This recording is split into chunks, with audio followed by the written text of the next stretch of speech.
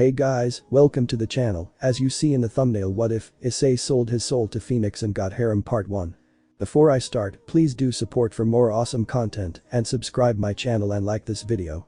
Go support and follow the JCT1345 for writing that awesome fanfic, and also make sure to comment on this story, link in the description. Let's start this video. Ha. Ha. Ha. Ha. A man with short white hair, carrying a silver axe, panted heavily as he dashed through a wooded area until he came to a large tree. This should be far enough need to catch my breath. He mumbled before sitting himself against the large tree when he was approached by a looming figure.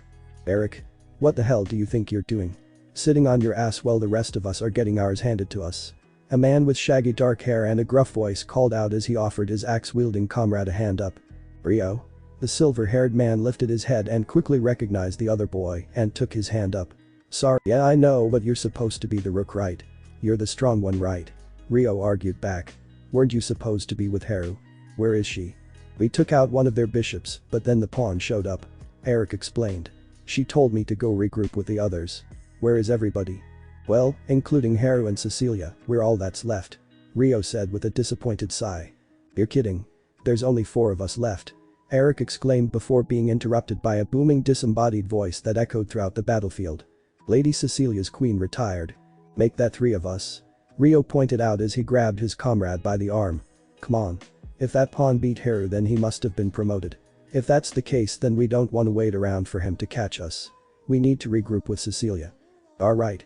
The flustered rook swallowed hard before following his scruffy friend through the dark woods. They didn't get far before an imposing presence surged through the forest, getting both men to go pale. Oh no, can you feel that?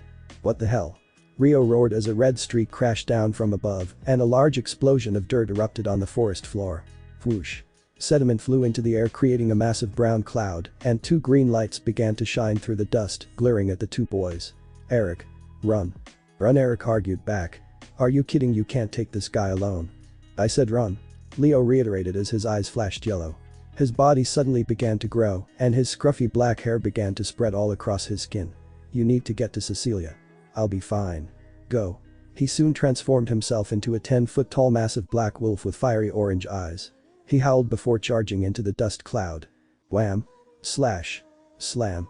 The sounds of combat echoed through the woods as Eric slowly began to sneak away from the brawl, before eventually breaking out into another all-out sprint. Ha. Ha. Ha. He began to pant once again, but his run would be cut short as the booming voice made its return.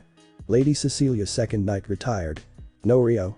Eric called out, but as soon as his friend's name left his, in a flash of red and green, the being that had been hunting him all this time suddenly appeared directly in front of him.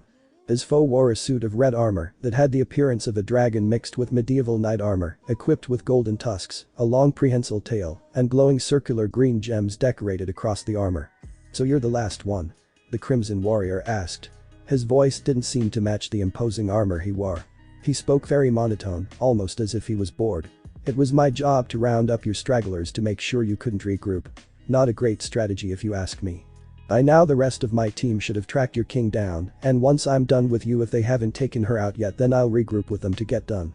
What I'm getting at is they put me on cleanup duty, so I plan to make this quick so I can get back to the action. This asshole. Eric gritted his teeth as his eyes began to turn blue and the grip on his axe tightened. As if I'd go down that easy.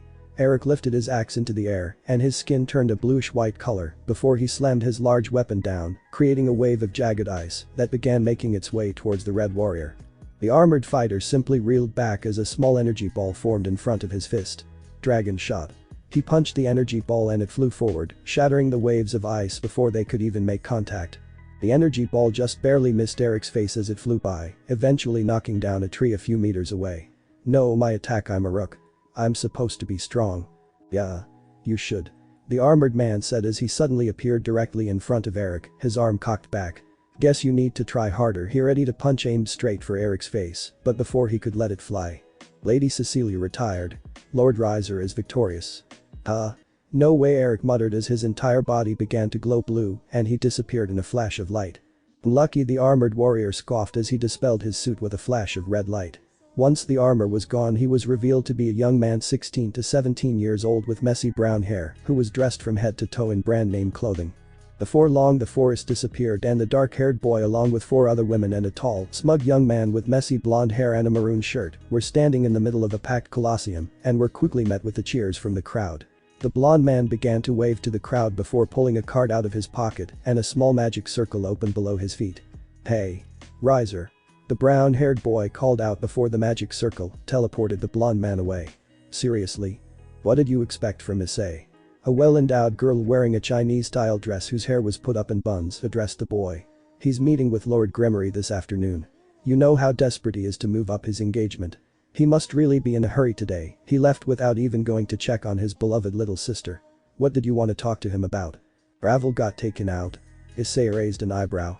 "She needs to spend less time drinking tea and more time training if you ask me, but I guess it really doesn't matter anymore. Hey, well, I have you here. I want to tell you that Riser needs you to take point on the media fallout from this game. The rest of us are gonna be busy with this engagement thing." The scantily clad woman explained, but Issei responded by summoning a small piece of paper from nowhere. "No can do." Issei shrugged. "That's 20 games, my contract's up." The small piece of paper began to glow in the girl's hand before it transformed into 8 yellow pawn pieces. "As of today I'm a free pawn," Issei said with a satisfied smirk. "Next week, Underworld capital Lilith." Bing. A store bell rang as Issei walked into a grocery store wearing sunglasses and a gray hood over his head. He slowly and quietly crept down the numerous aisles and placed his desired items into a small shopping bag. He did his best to keep quiet and out of the way of the other customers, but his cover was quickly blown as a small child approached him and tugged on his jacket. "Issei." The boy muttered as he closely examined Issei's face. "Issei. It is you. Issei, mom. Come look who it is." With his cover blown, Issei decided to remove his hood and glasses and addressed the boy along with the small crowd that was forming around him in the store. "Oh. Wow, it's Riser's pawn. He has 65 KOs in the last 20 rating games. That's number 1 among pawns this season." Another young boy cried out. "I heard he's a free piece now. His contract with Riser expired." Another person added. "No way. If that is true then he's just waiting for the best price. He's going back to Riser without a doubt, House Phenex number 1. A boy wearing a brand shirt cried out. "You should sign with Tannen. His house needs a new pawn." Another fan cried out. "Who are you signing with? Come on, tell us." The crowd grew antsy and Issei noticed a number of them were streaming to the internet and he realized he couldn't afford to say anything damning. "I can't talk about contracts today. My agent and I have a lot to work on when it comes to my next destination. For now, who wants a selfie?" Issei smirked as the children, phones in hand and a bead of sweat dribbled down his forehead. Later, Issei's apartment. Issei opened the door to his penthouse suite and quickly dropped the groceries on his kitchen counter and turned on the television. It was an Underworld sports network and upon seeing a picture of himself on the broadcast with the subtext "Where next?" scrolling across the screen, he immediately shut the device off. "Are you kidding me?" Issei sat down in a large reclining chair and popped open an energy drink for himself before taking part in some reflection. "My name is Issei and I'm a reincarnated devil." Like the name suggests, a reincarnated devil is someone who sacrifices their original life to start a new life as a devil. In most instances, a person who is reincarnated finds themselves in the service of a master devil or the king, and they'll find themselves placed in the role of one of the other 5 chess pieces, but in my case I'm the exception. I'm a pawn, but I have no master to serve, at least not a permanent one, but being that reincarnated devils start out at the bottom of both the economic and social ladders, I did what I had to do to survive. I've become a free pawn and taken to selling myself to different masters in exchange for money, and luckily my skills align well with the most profitable avenue a free piece can find themselves in, fighting in the rating games. Ring. Ring. Issei's smartphone went off and when he looked down at it, he discovered he had a new message from Riser. "Meet me at the usual spot, 9:30 tomorrow." Issei rolled his eyes at the straightforward and somewhat demanding message from his former master, but nevertheless he responded with, "Sure thing." Next day, Phenex territory. Isay let out a sigh as he stood in a dark alleyway. In front of a small black door next to a flashing neon sign there was a line of men standing outside the door and a monster, a beast with a man's body and a bull's head, a minotaur stood guard at the door. Issei shuffled his way to the front of the line where he came face to face with the doorman. A puff of steam formed in front of the minotaur's nose as Issei pulled out his wallet and lifted a small white card with the House Phenex symbol drawn on it. The symbol glowed its golden-orange color, and the guard monster stepped back and opened the door, allowing Issei to enter. Issei was immediately met with a blast of loud electronic dance music and a barrage of flashing blue and pink lights immediately upon entering the club. Hey there, Issei was quickly met by a girl dressed in a garter belt with long black leggings and a black thong, but other than that she made sure to bury Issei's arm into her bare ample chest. Just you. Let me take you to your table. I'm meeting someone. Issei said bluntly as he pulled away from the hostess and continued deeper into the loud club. It was immediately clear the type of establishment Issei found himself in that evening, as you'd struggle to find a woman dressed any less revealing than the topless hostess. Issei quickly and quietly sat himself at the bar towards the back of the room, and the bartender, a large bald man, quickly moved over to strike up a conversation. Riser ain't here yet, he said bluntly as he began to polish a glass mug. Issei's eyes widened for a moment before pulling out his smartphone and checking the time. 9:18 it read, and Issei quickly opened his phone and opened up his message app, but there were no new messages from his former king. Are you kidding me? Issei groaned before he frustratedly stuffed his phone back down into his pocket. Good to know it doesn't matter whether you're a rating game star or just some old bartender, those high-class jerks don't give a shit about the rest of us. Still, I can't say I feel all that bad for you, your paycheck's got enough zeros on it that you shouldn't ever get to mope. What'll it be? The bartender said as he reached down below his counter. Crown and cola. Before Issei had even finished, Issei's beverage had already been prepared. Yeah, I figured. The old bartender grunted as Issei took his drink. Guess you can wait over at Riser's booth till he shows up. I don't need anyone in the media catching you moping at my bar, people at this sort of place are supposed to be too drunk to frown. Hey you. The bartender called over one of the waitresses, a girl with short pink hair and dressed relatively more conservatively, as she did in fact have a bra on over her massive chest. Take this guy over to the Phenex booth and get it. Yes sir. The waitress answered, saluting her boss. She then grabbed Issei by the arm and escorted the frowning devil away. Issei was brought to a large circular booth with black leather seats that surrounded a circular stage that was equipped with a long metal pole. The walls around the booth were covered in pictures of Riser, in each picture he was embracing a different one of the half-employees. Issei downed the rest of his drink before taking his seat and pulling out his smartphone. Tonight's dancer should be out in a moment. Is there anything else you need in the meantime? The waitress asked with a smile. Yeah. Issei lifted up his empty glass, not even bothering to take his eyes off his screen. Another one of these, please. Sure. The waitress's smile turned more forced as Issei refused to even look in her direction, but her expression soon lightened up as she suddenly realized something. Hey, I know you. A troubled expression formed on Issei's face as his waitress went in for a closer look. OMG. Yeah. You're that Issei guy, they were talking about you on the news this morning. You're a celebrity or something, right? Yeah, Issei groaned, but the pink-haired girl didn't seem to notice his lack of enthusiasm as she leaned in closer and pulled out her phone. So can I get a picture, pretty please? She asked, lifting her phone and leaning her face close to Issei. Sure, the pawn said reluctantly as he forced a smile before the picture was snapped. Wow, thanks. She said as she marveled at her newly acquired picture. I'll get your drink order in right away, and just so you know, I may not be dancing on stage tonight, but if you ever get that feeling, just let me know and there's a very special dance I can do for you. She winked before walking back over to the bar, and Issei simply rolled his eyes before returning to his phone. Come on man, you called me all the way out here and now you're leaving me waiting at some dirty ass strip club, get the fuck over here. Issei typed out in his message bubble, but rather than sending the text he quickly erased it and replaced it with, hey, I just got to the club. Let me know when you get here. He sent it with a small sigh before turning back to his own thoughts. Why might you ask, if I am currently a free pawn, why am I bending over backwards to keep Riser fucking Phenex happy? 2 reasons actually. Even though I have absolutely no intention of resigning with Riser, people talk and I don't need him bad-mouthing me to other potential employers. Second, that's just how devils work. Devils live in almost a caste-like society where worth and social status is determined by a person's blood and their last names more so than strength, skill, intelligence or even money in some cases. Issei thought as his second crown and cola arrived. Even though I've made a significant amount of money as a free pawn, I'm still only considered a mid-ranking devil, meaning no matter how much money I make or how well I fight in the game, I can't form my own peerage or own land in the underworld until I level up once more. Riser on the other hand is a high-ranking devil from a very prestigious family and they own a good piece of property in the underworld. The Phenex family is not a group you'd want to disrespect. For now I have to hold my tongue, but one day when I'm a high-ranking devil, I'll have the chance to punch that damn blonde fried chicken right in the face he's so proud of. Later. Issei went through 3 more orders of crown and cola before at 10:52, Riser at long last took a seat at the booth in front of Issei. On each shoulder sat one of the topless dancers that worked at the club. Man, is this place great or what? I actually got here a little while ago, but I couldn't resist sampling some of the scrumptious treats this place has to offer. Riser smirked as he openly groped the woman to his right's bare breast, and the girl began to moan out loud as Issei sat awkwardly across from them. Okay, let's get down to business. Riser pulled a piece of paper out of his pocket and handed it to Issei. Issei thoroughly studied the new contract, but when his eyes came to the price his mouth dropped open and his thoughts just spilled out. It's so low. Yeah, this time around things are gonna change. This contract will actually put you under the control of my mother for the most part. My father and I have decided to start implementing Mira and the rest of the girls as my main pawn pieces going forward.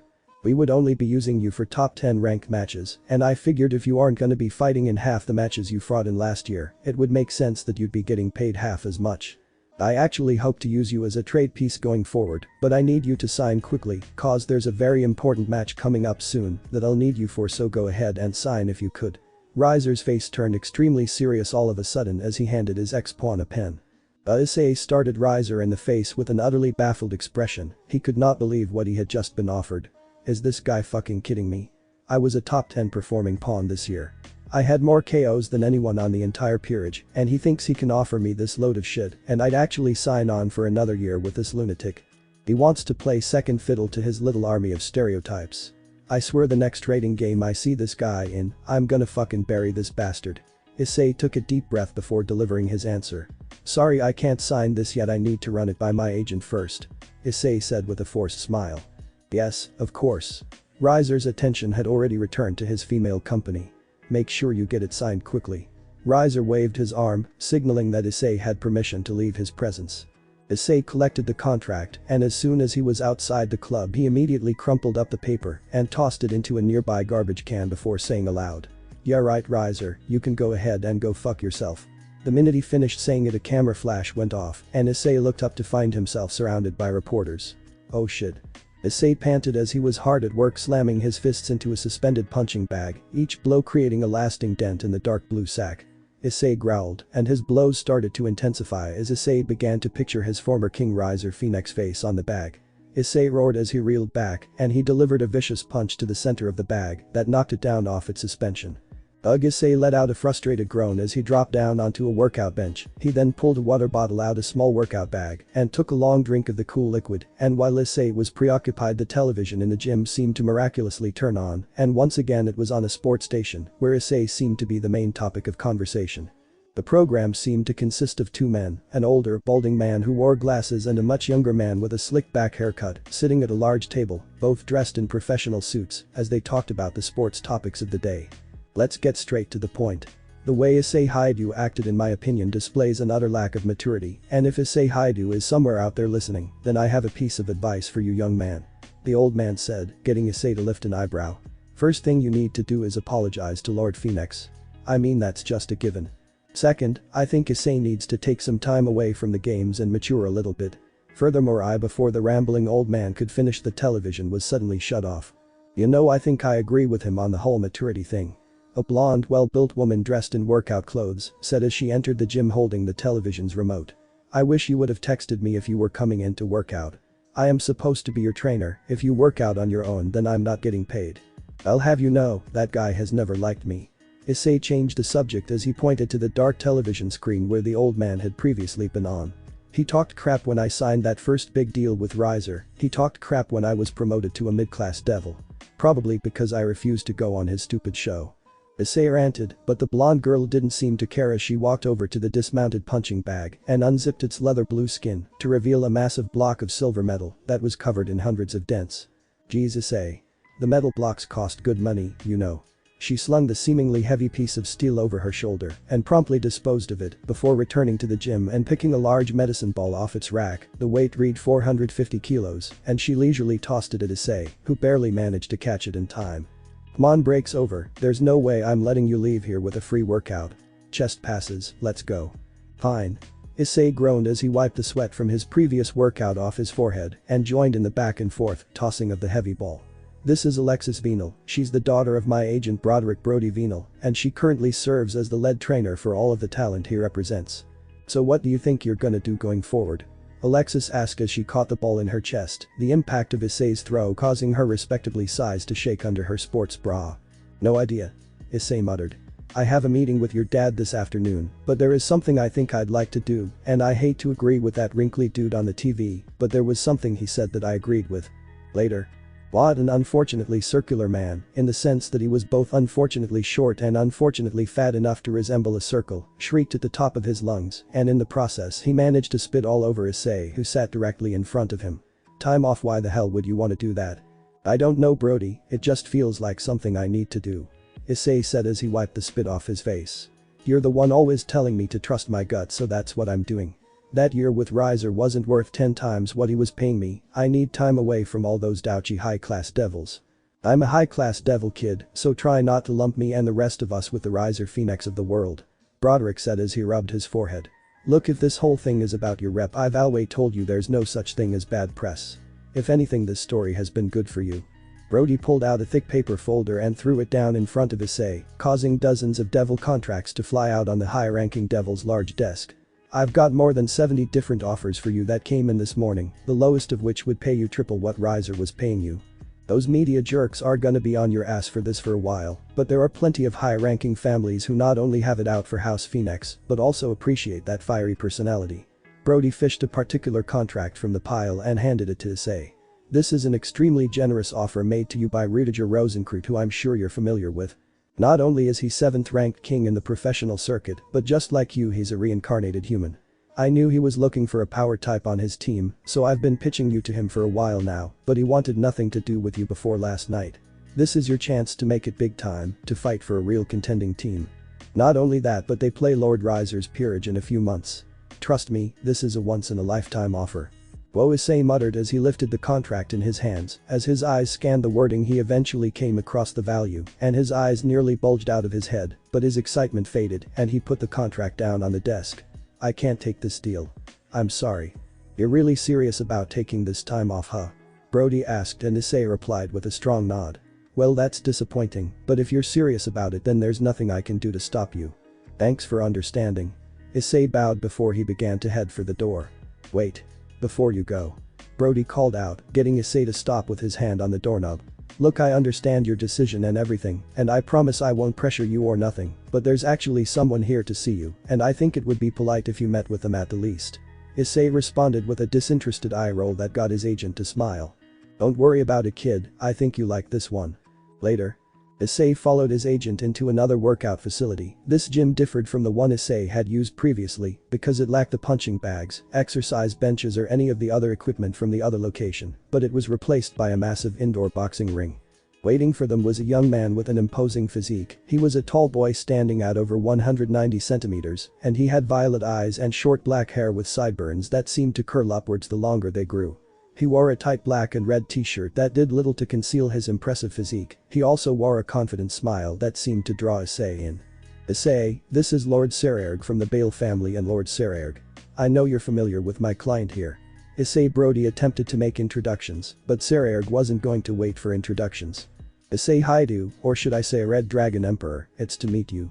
Lord Seraerg extended one of his massive hands out to Issei, but the mid-ranked devil was hesitant, especially after Seraerg made mention of his particularly rare sacred gear and the title that came with it, but Issei, remembering his manners, proceeded to shake hands with Seraerg. I'm an enormous fan of your style. I'm especially impressed with how well you performed given the role you served in Lord Riser's peerage. Huh? Issei thought as his hand shook with his muscular new acquaintance. I played 2 roles in Riser's peerage. Occasionally I'd play what we like to call the battering ram role, where my job would be to take out or weaken the most powerful piece on the other team's board, usually in one-on-one combat, but more often than not, I played the grenade role, where I would try my best to take out as many pieces as I can, but it would often lead to my own defeat. It's a very primitive but still effective strategy, especially against teams who fill up their peerages with weaker pawns and support bishops, but the role itself is often considered a selfish position. The media heads often considered me a stat patter because I would always have one of the highest kill counts on Riser's peerage, but I'd also usually end up eliminated once I ran out of stamina. Kings with a more modern mindset usually don't implement the grenade roll on their peerages, and it's refreshing to know that Lord Seraerg seems to share those sentiments. Yeah, well, I try to make the best of whatever situation the game puts me in. Issei answered, spoken like a true professional. Don't worry, Issei, there are no cameras around here, you can be honest with me. Seraerg said with a reassuring grin. Man, this guy might actually be cool. Issei thought as he tried to gather his true feelings. I often disagreed with Lord Phoenix's strategy. He gets this reputation as a master tactician because he's popular with the older devils and they often control the media's interpretation of particular teams.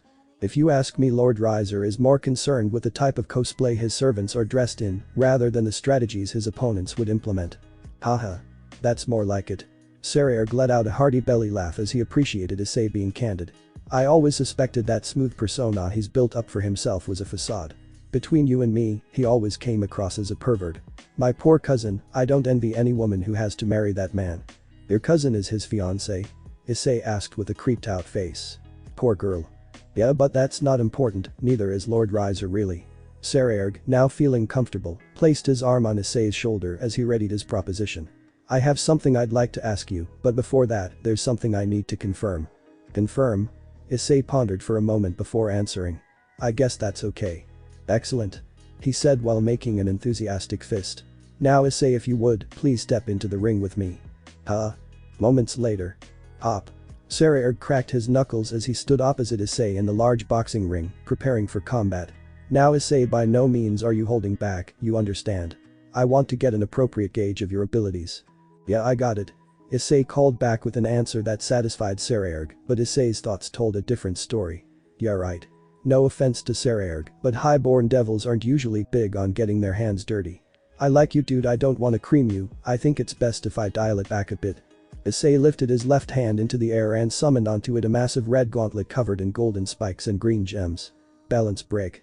In a huge flash of red light, Issei's dragon-like armor formed around him and he took a battle stance. I'm ready when you are. Fantastic. Sagg took a battle stance of his own and by the simple flexing of his muscles, a surge of powerful wind erupted from his body. Issei.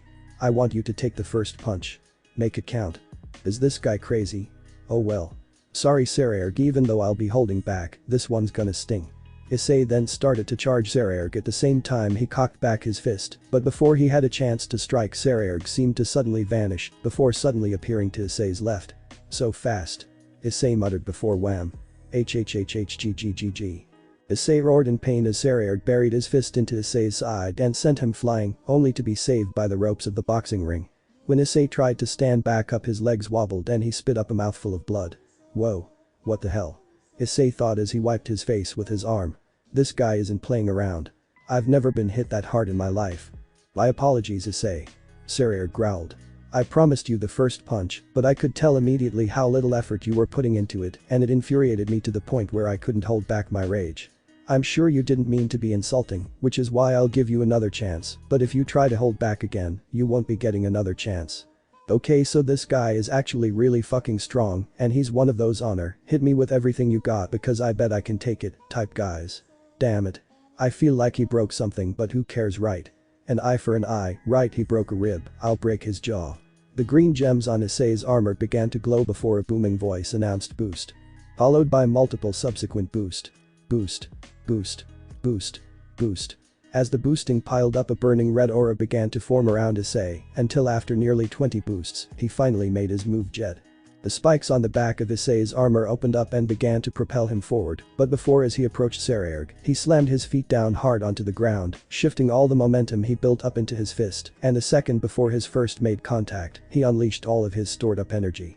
Explosion. Issei's punch collided and the excess force created a massive shockwave that shattered all the windows in the gym at once. Issei's blow also sent Sagg back a few feet and left a trail of smoke emanating from the high-class devil's bruised chin.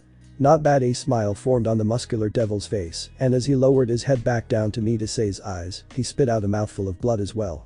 Now let's get started for real. Sagg planted his foot into the ground with enough force to crack the bottom of the ring before propelling him forward, but unlike before, Issei saw this attack coming and managed to throw up a block before impact, but nevertheless Sagg's attack was so powerful that Issei's block did little if anything to protect him. The precious armor that shielded is even cracked due to the force, but the damage quickly repaired itself. Issei quickly retaliated with a quick 1-2 combo, but his first attack was blocked by Sagg's steel-like arm, and his second attack was caught in an elbow lock, but Issei had a secret weapon. His whip-like tail shot up and wrapped itself around Sagg's neck and threw him down onto the floor. Issei then stood over the fallen Sagg and pointed an open palm in his direction. Suddenly a small ball of energy formed in his open hand. You said not to hold back, right?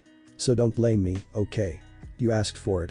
Before Issei could fire his blast, Sagg lunged upwards, grabbing Issei by the extended arm and throwing him down on the ground, forcing him to waste his blast, blowing a hole in the bottom of the ring. Why you? He turned to continue the fray, but was met with a swift chop to the neck that sent him to the ground. We better stop here. Sagg said as he stood up and dusted himself off. No way. Issei growled as he struggled to push himself up. I can still fight. Wah, GGG. Sagg kicked Issei in the stomach and him. Nah, we're done. We wouldn't want to do any more damage to the ring. Sagg pointed out, and Issei observed the damage done to the ring and windows and the look of terror on Broderick's face and began to understand where he was coming from. Sagg then offered Issei a hand up, to which Issei happily accepted. It was a good fight, Issei. I got everything I needed to know from our battle, and now I'd like to make a proposition. Yeah, here it comes.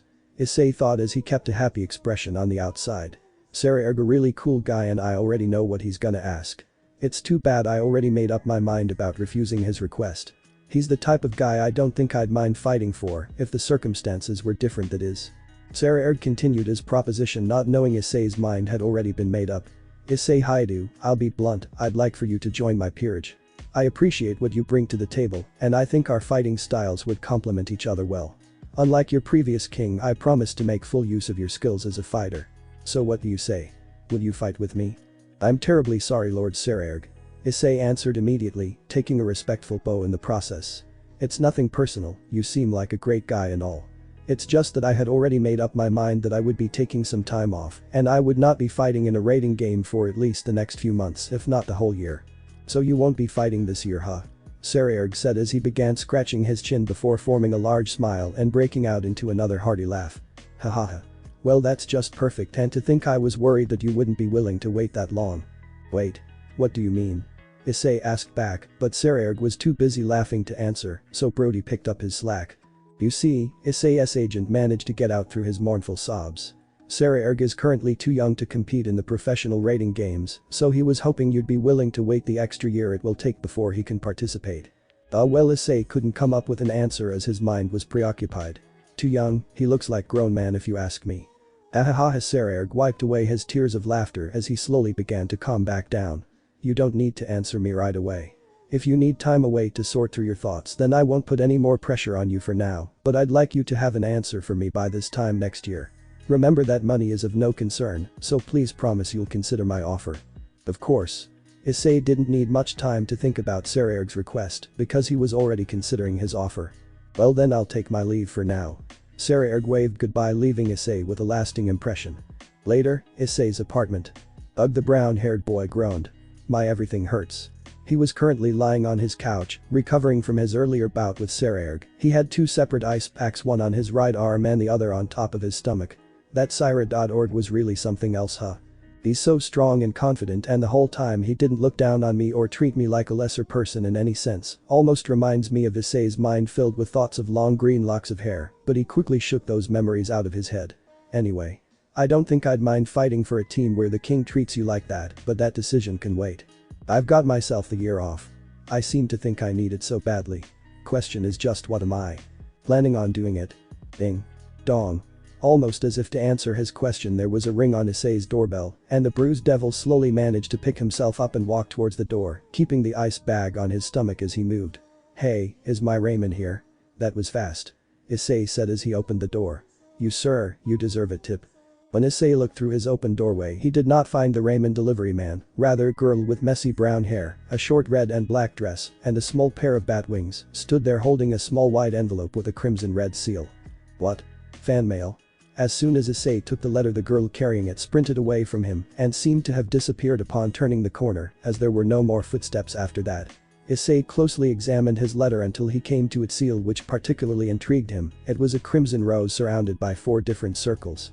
I recognized the symbol, but from where? Issei wasted little time opening the letter, which would prove to be a mistake, because as soon as he broke the seal, rays of red light began to pour from the letter and started to surround him. Hey. What the hell? What's going on? Before Issei could finish, he was completely enveloped in light and suddenly disappeared from his apartment, leaving the doorway open wide just as the Raymond delivery guy arrived. Hello Raymond delivery. Anyone home? Do you just want me to leave it on the table, or? I'm not getting a tip, am I? Slurp. In a dimly lit room, a young, beautiful crimson-haired girl sat on a large maroon sofa, sipping from a glass of tea. Behind her stood 3 fellow teenagers. A short girl with white hair and an indifferent expression, a tall blonde boy with a handsome, shining smile that seemed to radiate all the light in the room, and finally in between the other two, stood a beautiful but timid-looking blonde girl that seemed to be shaking. Across the room from those 4 sat Issei, who was making a rather interesting face, a mixture of utter confusion and anger. In his current state he couldn't so much as speak. Another young woman, a dark-haired girl with a friendly smile and an almost ridiculously sized chest, asked as she presented Issei with a cup identical to the one that the woman sitting across from him had been sipping from, but Issei couldn't bring himself to answer, and after a few awkward minutes, she eventually placed the cup on the boy's lap and rejoined the group on the other side of the room. Slurp. Cling. The crimson-haired girl put the cup down on the table and in front of her, before shooting Issei a confident look. So, Issei, you're pretty famous right now, you know. Your falling out with Riser has been all over the news. It's not nice to kidnap people. Issei interrupted with a growling voice and an angry glare. Maybe so, but it was imperative I met with you. She responded. You may be wondering just why I brought you here. You can't just teleport people from their houses. Issei's angry demeanor remained as he refused to let the subject change.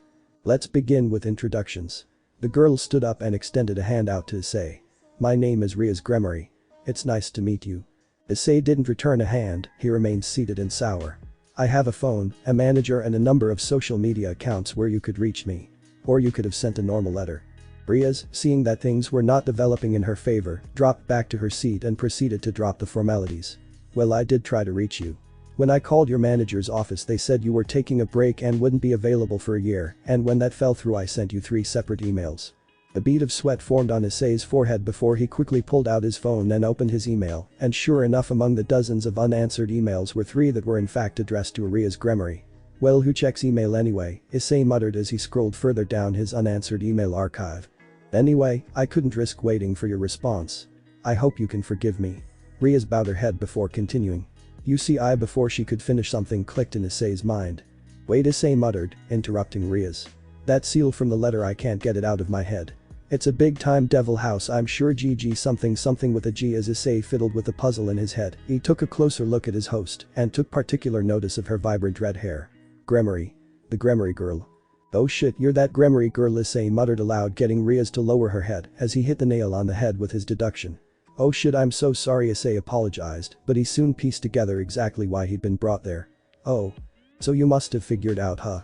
Before Rias could finish, Issei stood up off the couch and pulled out his wallet. He opened it and pulled out a thin white card with a magic circle drawn on it, a teleportation card. Rias' eyes widened as she saw Issei hold up the card, indicating his intention to exit. Wait. She called out, nearly leaping off the couch as she tried to stop him from leaving. At least hear me out. No point. Issei brushed her off as he threw down his card and created a glowing magic circle on the floor of the poorly lit room. I already know what you're gonna say. You challenged Riser to a rating game so you wouldn't have to marry the jerk, but you're lacking pieces and experience, and Riser's a pro.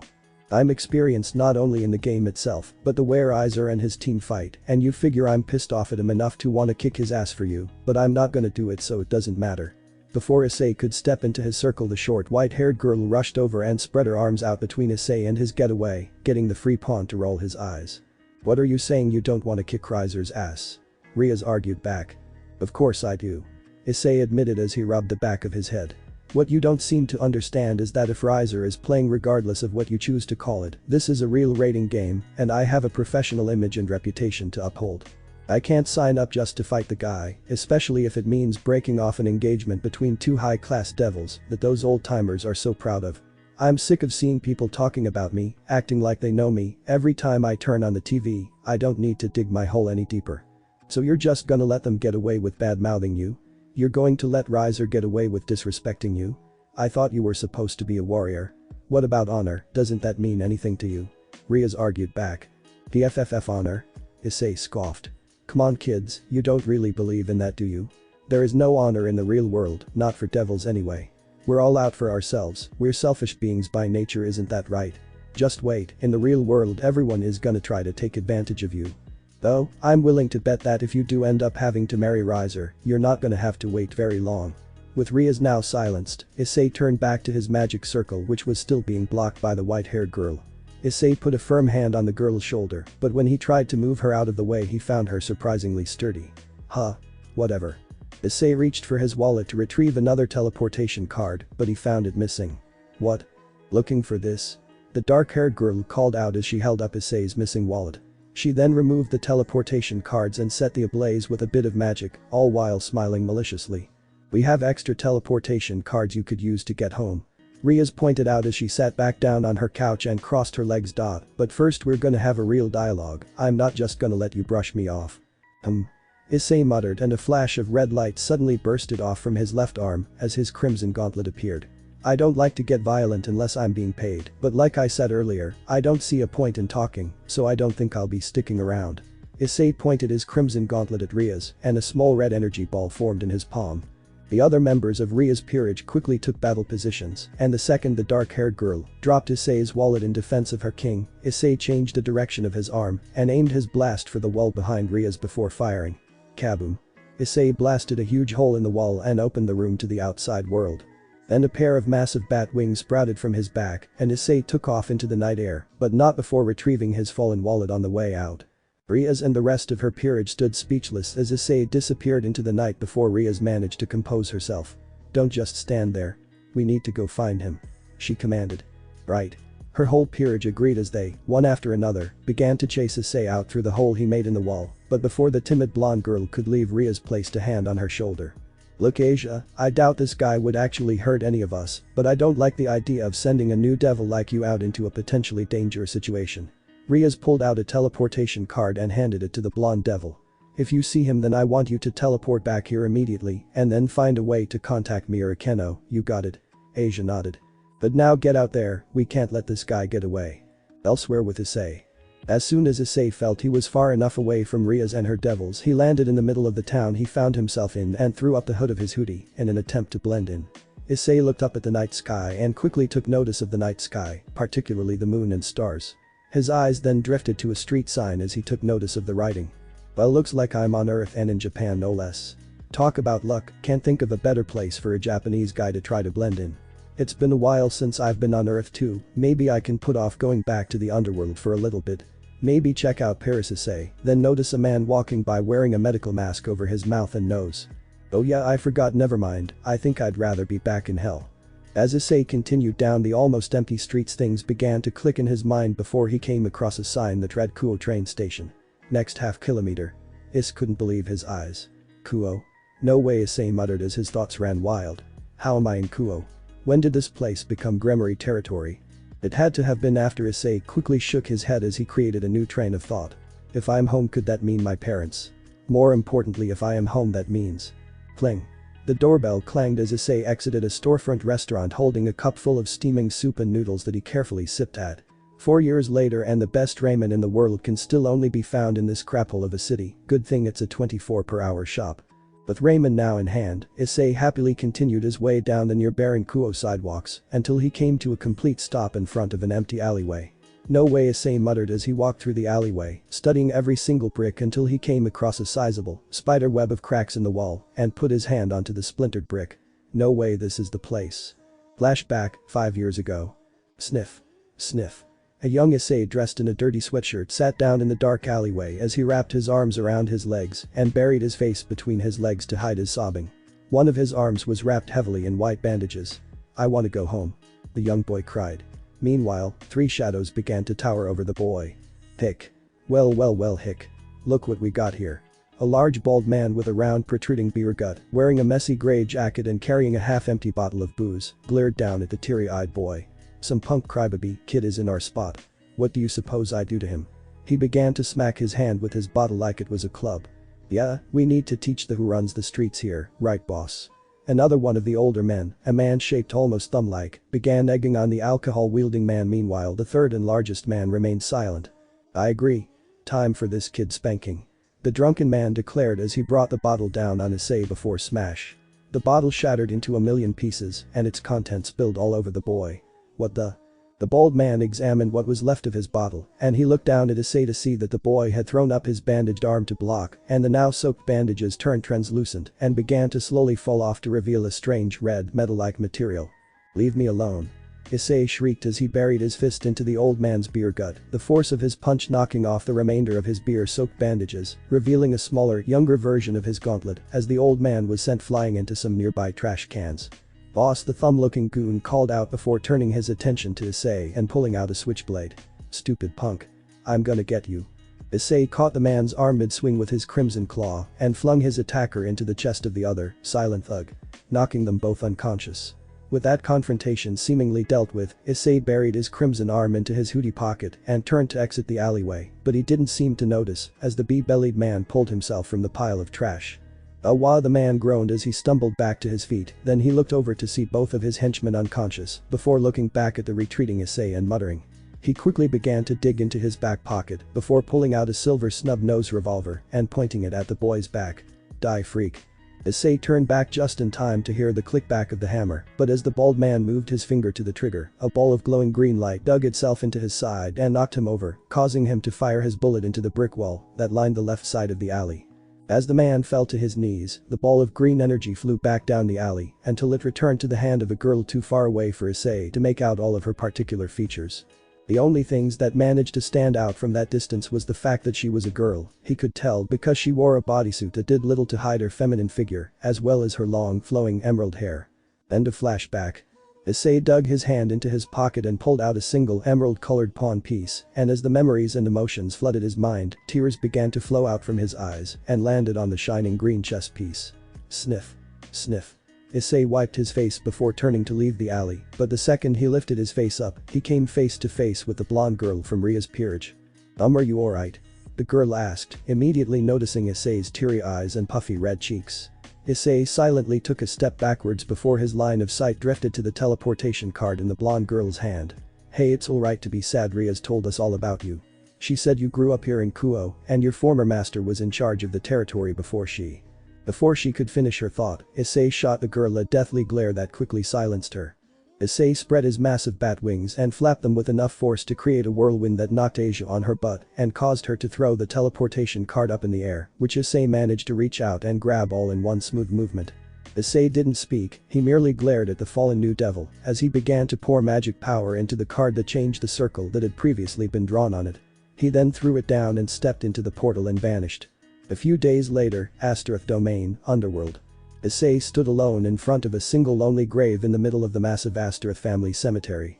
The gravestone read Dahlia Astaroth, and when Issei's eyes scanned over the name he couldn't help but wince, rather he turned his head away, refusing to face the stone. Issei pulled out his emerald pawn piece and began to fiddle with it. "I'm sorry I haven't visited in a while. It's just if you really could see the way I've been acting, you'd understand there's no way I could face you. You see," Issei quickly got choked up and he could no longer manage to speak. Just like when he was a child, Issei sat down and buried his face between his knees in order to hide his tears. Issei, a familiar voice called out to the sobbing boy and he looked up to see Rias' Gremory standing there with a bouquet of roses. Issei quickly wiped his tears away as he stood up. "I met her once, you know. My brother and her brother are good friends and she came over for a play date once when I was really little. We didn't really get along, I liked girly things like tea parties and that stuff and all she wanted to do was play in the dirt and wrestle." Issei gritted his teeth as Rias continued her story. "I was there at her funeral too. I saw you there, but you didn't want to talk to anyone. I heard she had 14 different engagements and she ended each and every one of them by challenging her suitors to a fight one-on-one. She was so strong, I wish I could be like her, but I can't. Riser is stronger than me but still. I can't marry that man." Rias began to tear up as well as her pent-up frustration came to a boil. "Please Issei, I need your help." Issei put a shoulder on Rias' shoulder to comfort the girl, but his mind was made up, or so he thought. "Rias, I really am sorry, but I already told you I can't help you." The second the words left his tongue, memories flooded back. Flashback. Issei and the emerald-haired girl sat together on top of a building roof. Each of them has a cup of ramen from Issei's favorite shop. The two kids remained silent before Issei eventually spoke up. "Why did you help me?" the boy grunted. "Why?" The girl looked over at the boy in confusion, her eyes sparkling purple. Issei couldn't help but marvel at how she seemed to glow in front of him, but he soon grew self-conscious and turned his newly crimson face the opposite direction. "I don't know what you mean. I helped you because you needed help. That's what strong people do." "Caawww." A bird cried as it fluttered its way through the forest before landing itself on the windowsill of a massive white castle-like house hidden in the woods. Through the window you could see Rias Grimory's devil peerage marching through the long corridors as the early lights of morning shined through. Ah. The inexperienced blonde devil yawned as she found herself lagging a bit behind the rest of her group. I lived a rather strict life in the church, but I'm still not used to these early mornings. Especially after President Rias had us train all day yesterday. My dark-haired girl said as she covered her mouth with her hand. I understand where you're coming from, but it can't bode well for you being so tired this early in the morning. I doubt our gracious king will grant us any slack, especially considering how serious she is about winning this game. I wonder what kind of training we'll have today. The handsome, blonde boy asked with a radiant smile. Whatever it is, it's gonna. The short white-haired girl said as she opened up a large set of double doors to reveal Rias standing inside next to Issei, shocking the entire peerage. Good morning everyone. Rias greeted her pieces with a large smile. Issei has agreed to sign with me in order to help us defeat Riser in our upcoming raiding game. For the next 10 days he'll be a part of our family. I expect you all to treat him accordingly. I look forward to fighting with you all. Issei bowed, but his introduction was met with mixed reactions. No way. The white-haired girl crossed her arms and pouted. We don't need this jerk. He already bailed on us once. Asia began to mutter, but never managed to get a word out. Well, if he really wants to help. The more the merrier. The blonde boy said, giving a thumbs up. Oh my, the dark-haired girl chuckled to herself. Rias, just what did you do to convince him? Hopefully nothing naughty. Issei stood patiently, his eyes locked on the door the three devils just passed through, but much to his disappointment no one else came through. Is this it? Yep. Rias answered cheerfully. Fantastic, Issei groaned as he palmed his face. Well, Issei, this is the grave you dug. Best thing to do is just do your job and pray, Issei thought before putting his fist over his mouth. Ahem. He signaled the other devils to quit themselves, and luckily for Issei they complied. Alright guys, I know we probably got off on the wrong foot, but that doesn't matter. The only thing that should be on anyone's mind for the next 7 days is the raiding game with Riser, cause I promise you that's all he's thinking about, and regardless of how much we train our bodies, he'll be difficult to defeat unless we know how to fight him. Issei, along with serving as our pawn for the game, will have a very important job of teaching us about the game. Rias explained, getting the white-haired girl to roll her eyes. Issei has competed in over 50 official games and has fought both for and against Riser and his team. I'm sure he has a lot to teach us. Exactly, Issei took the praise in stride as he continued his lecture. A raiding game is nothing like any other fight you've ever had. It's not gonna be about comparing one person's strength to another's, especially considering how Riser's peerage outnumbers us. We'll need to play smart and win matchups. I'm not much of a strategist, and that's the king's job anyway, but I can teach each and every one of you what fights to take and which opponents you need to be sure to avoid. Between workouts with me, each of you will spend time working with Issei on matchups. Rias explained. If we work hard and fight right, we can win this. Are you guys ready to get to work? Yeah. With Kaneko. Issei sat alone holding a clipboard by a fountain. He impatiently tapped his pen against the wood before glancing down at his digital wristwatch. Eventually the white-haired girl slowly strolled her way up to the fountain, not exhibiting any particular hurry to work with the experienced pro. You're the rook, right? Kaneko. Issei muttered to himself as he wrote the girl's name followed by rook on his paper. You're late. Yeah, cause I already know how to fight, Kaneko growled back. I read up on you and I'm pretty sure there's nothing I want to learn from you. After your master died on a job you bounced around and signed with 3 different kings in a span of 2 years. Pawns are supposed to be loyal. If you can't even get your own piece right, then what exactly do you expect to teach me about mine? As she finished her rant, Kaneko was answered by a boost. Ha! Issei roared as he lunged forward, readying his massive crimson fist to strike. Kaneko leapt out of the way as Issei's fist connected with the ground, shattering the tile. Would you dodge? I thought rooks were supposed to take hits. Boost. HMPH. Kaneko grunted as Issei went in for another punch. This time Kaneko planted her feet and crossed her arms, taking the blow and only losing ground by a centimeter or two. How's that for taking a punch? She taunted, but Issei responded with Welsh Dragon. Balance Breaker. Issei's gauntlet seemed to roar as his powerful armor appeared in a marvelous flash of light. Issei fired another punch into Kaneko's block, this time blowing right through it and sending the girl flying into one of the white pillars that lined Ria's outdoor patio. Just as I thought, Issei mumbled as his armor faded and he scribbled down a few more notes. What? Kaneko asked as she rubbed her bruised back. What do you mean just as you thought? It's never a good idea to underestimate your opponent in a raiding game, but height and weight are a factor. Issei pointed out and Kaneko immediately started feeling self-conscious. I think you're gonna need to play a hybrid rook role which may actually work for this matchup. Issei's eyes lit up as he came to a realization. Hybrid rook. Kaneko rushed over to try to get a peek at what Issei was writing. What's a hybrid rook, why is it a good thing? A hybrid rook is what we call when someone who has naturally good mobility is made into a rook position, giving a quick and nimble fighter the extra boost of power and defense associated with a rook piece. Issei explained. Usually, I'd advise against this because the only role a hybrid rook has is as an offensive piece and it comes at the cost of extra defense. In this instance however no one in Riser's peerage should be able to hit you as hard as I did except for his queen and Riser himself, but you should be a good matchup for almost anyone else. You probably want to stay away from knights cause they can outmaneuver you and in the future you're gonna want to avoid fights with other rooks who outweigh you. Issei finished his paper and handed it to the girl. Work on fighting on the move and against multiple opponents. That's today's homework, tomorrow we'll talk about fighting in pairs and who you want to partner with. Thanks, she muttered as she looked over the detailed note page she was handed and began to feel a little guilty. Sorry about what I said earlier. With Kiba. So you're Kiba Udo, the knight. Issei said as he stared down the blonde boy who was brandishing a longsword in his direction. Your sacred gear lets you create devil swords. That's interesting, but Riser's peerage can't be brought down by simple cuts and stabs. If you're talking about their regenerative abilities then I'm not worried. Kiba smirked as his grip on his sword's handle tightened. I can strike them faster than they can heal. I hope you're right, but I guess we'll see. Balance breaker. Blade. Issei once again donned his armor, but this time a jagged crimson blade protruded from his left gauntlet. Let's see how well you move that sword. Don't hold back, get it? If you say so.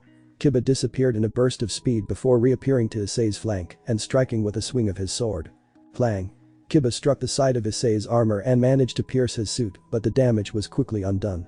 Kiba then rushed to Issei's side before he could react and sliced again, but was met with similar results. Issei took to the air to gather his thoughts as Kiba darted across the battlefield, each of his movements faster than Issei's eyes could perceive. He sure is fast, but he really doesn't hit all that hard. I'm sure if he could activate his balance breaker it'd be a different story, but we don't have time to train his sacred gear significantly enough for that, but maybe he was just holding back. I need to confirm something. Okay, that's enough. Issei descended and Kiba stopped in front of the pawn. I need you to do something for me real quick. Issei lifted his arm out in front of Kiba and created a thin magic shield around his displayed limb. Okay, I need you to hit me as hard as you can.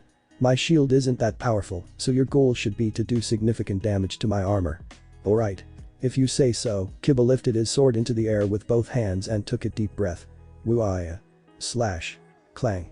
He brought down his demonic blade with all his might and easily broke through Issei's magic shield, but while his sword managed to cut Issei's armor, it was stopped before it could go more than a centimeter deep.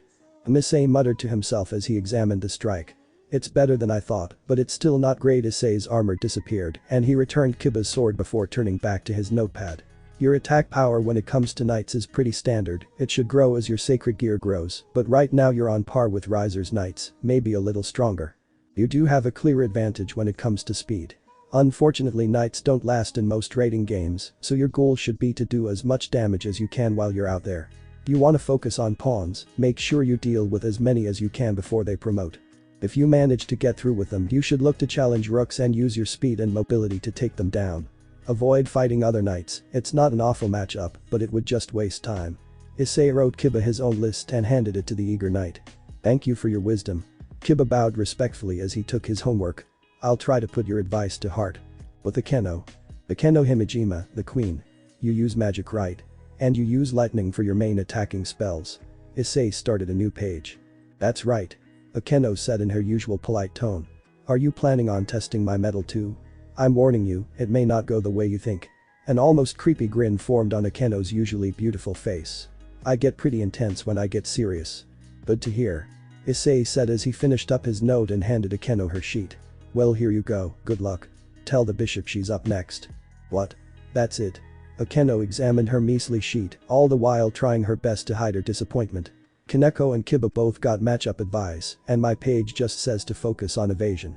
Yeah, queens are good matchups against any piece, but you need to make sure not to take any major hits early on. Riser's probably gonna try to match you up with Unibella early on, her attacks are powerful but easy to dodge. She often leaves herself open, so just wait for those moments to attack her and try not to get distracted. If you and Rias survive long enough to gang up on Riser, that'll be our best chance to win. So you need to focus on staying in the game, don't take unnecessary risks. Issei explained. But I'm not that worried. Riser has a bad habit of choosing aesthetic over practicality when it comes to his peerage members. From what I've seen, our disadvantage is in quantity, not quality. With Asia. So you have absolutely no combat ability whatsoever, Issei muttered, his face incapable of hiding his disappointment.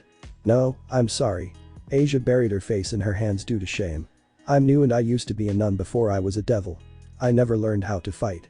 When Asia looked up, Issei was holding a small bottle that held a strange clear liquid. Wait, why do you have holy water? Rias told me that you're a healer, so I want to test something. Issei pulled out a small but sharp knife and poured his holy water over the blade. Issei began to bring the blade towards his right hand, but Asia quickly reached out and stopped him from going any further. What do you think you're doing? Asia cried out, but Issei didn't answer. He simply pulled away and continued his experiment. Issei pressed the blade against his hand, and his skin began to smoke and burn as Issei dragged the blade across his palm, creating an ugly, bloody cut. Here. Issei shoved his wound in the blonde girl's face, getting her to jump. See if you can heal something like this. Well, Asia shook off her nerves and took Issei's hand. I'll try my best. Asia lifted her palms up over Issei's wounded hand, and a pair of emerald rings appeared, one on each hand. A soothing green light began to cascade down from Asia's hands, and it soon enveloped Issei's wound. Much to Asia's shock, slowly but surely, Issei's wound began to close and heal until it left little more than a small scar. Wow, that's incredible. Issei muttered as he examined his injury. If you can heal a wound like that, then your skills truly are something special. Oh no, my powers aren't that great, they've only seemed to cause me and everyone else trouble. Asia mumbled as she lowered her head. Are you kidding? You're incredible. Issei said, not paying too much attention to his words, getting Asia to blush. Not to mention that your sacred gear can provide us with a sort of counter to Riser's healing abilities, though without any combat ability, it'd be best to pair you up with a powerful fighter like a Kuoh or Rias. Issei began to talk to himself as he scribbled away on his notepad. Hey, how are you with your wings? I'm not great, Asia muttered, but at the mention of devil wings, her thoughts went back to Issei in the alleyway and the pained, sorrowful expression he made at the time. Issei, I'm sorry for what I said in the alleyway, I didn't think about how you must have been feeling at the time. Alleyway? Issei muttered as his mind went back to that day as well. Oh yeah, I should be the one apologizing. Sorry about knocking you over and stealing your teleporter card. Issei said awkwardly. So Issei Asia began to push on in curiosity. You don't seem like the type of person to lose control of your emotions. Is there something you'd like to talk about? Issei didn't answer. He picked up his pen and clipboard and turned away from the blonde bishop. Look Asia, I appreciate the concern, but I'm not gonna be around long enough for you to bother getting emotionally involved. I need all your focus to be on this rating game, that's the only way we're gonna win this thing. Yeah, you're right. Asia said as she watched Issei walk away. With Rias. With the day coming to an end, Issei and Rias found themselves studying a map of Kuoh Academy, the template chosen for the upcoming rating game.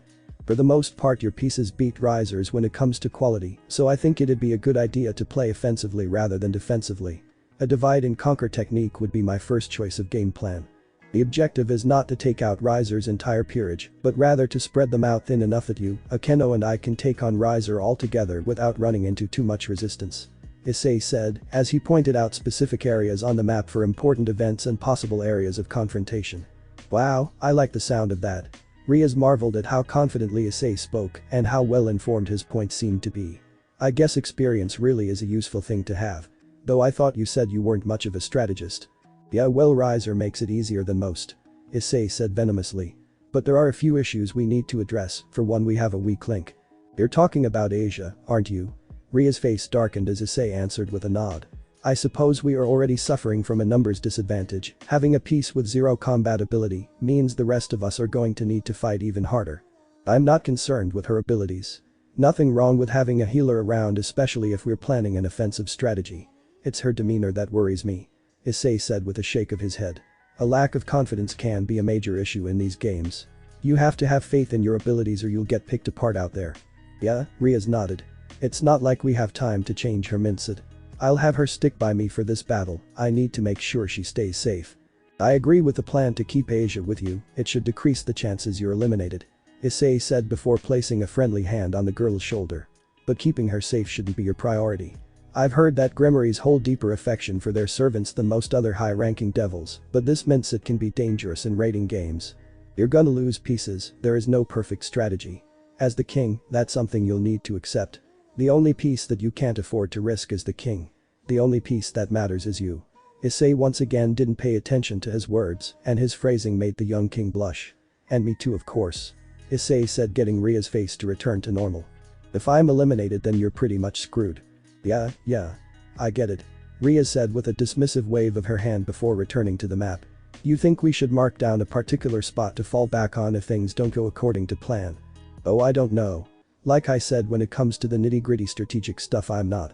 Before he could finish, Issei was interrupted by a loud ring. Issei pulled out his phone and the caller ID read Brody. A feeling of dread overcame Issei. Excuse me. Issei stepped away from Rias and answered the phone. Hello? Yes, I know, I'm sorry. I should have told you. I mean it was kind of a spur of the moment thing. Well, I'm not taking any money on this one cause she's just a girl. Yes, I promise I'll do anything to make it up, huh? No way. But that's fine, I'll do it, yeah. See ya. Issei hung up and a wave of distress seemed to overtake Issei. What did he say? The curious Rias butted in as she had observed the one-sided conversation. Riser, Issei muttered. Wants to have a chat with me. 499, 500. Issei counted as he watched Kiba, Kaneko and Akeno complete what appeared to be a grueling set of push-ups as Asia laid face down in a puddle of her own sweat. Alright, good workout. Issei clapped his hands together as the three devils slowly pulled themselves back to their feet. You guys have earned a 5-minute break, now go get a drink and then we'll go for another set. Ugh, the three devils groaned in unison as they were too exhausted to argue at this point. Issei then made his way over to the unmoving Asia and squatted down in an attempt to meet her face to face. Hey, you alright?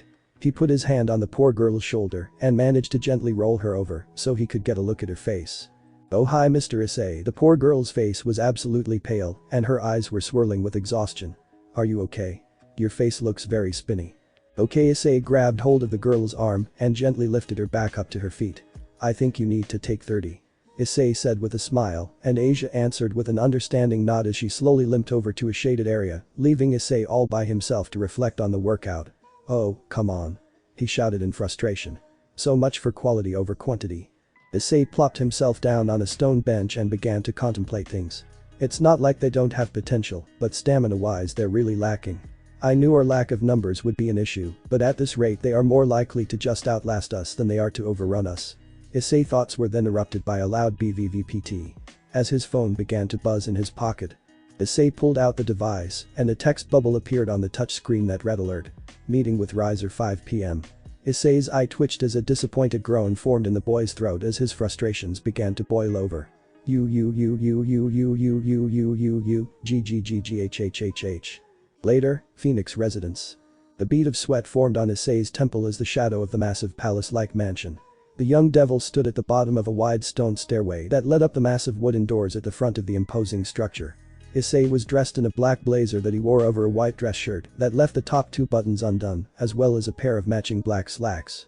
Well, let's get this over with. Issei marched up the stony steps and stopped himself in front of the door. He let out a deep sigh as he slowly lifted his fist to knock on the door, but before his knuckles could make contact with the wood, the double doors suddenly swung themselves open. I'm here, Issei muttered softly, hoping no one could hear him. Issei slowly shuffled down the hallways of the Phoenix mansion. I've lost track of how many times I've been here. Issei thought as he slowly strolled through the mansion, not seeming to be in any rush to locate Riser. The layout, the tiles and all the carpeting and even the creepy family portraits that seemed to follow you throughout the whole building. It's all so familiar that I could navigate my way through with my eyes closed, but that doesn't matter. No matter how much time I spend here, I can't shake that unsettling feeling that I don't belong, and I never have. Issei was too wrapped up in his thoughts to notice a buxom woman who appeared to be in her 20s to early 30s, with long blonde hair tied up in a flowing ponytail and wearing a medieval-style red and black dress. Good to see you, Issei.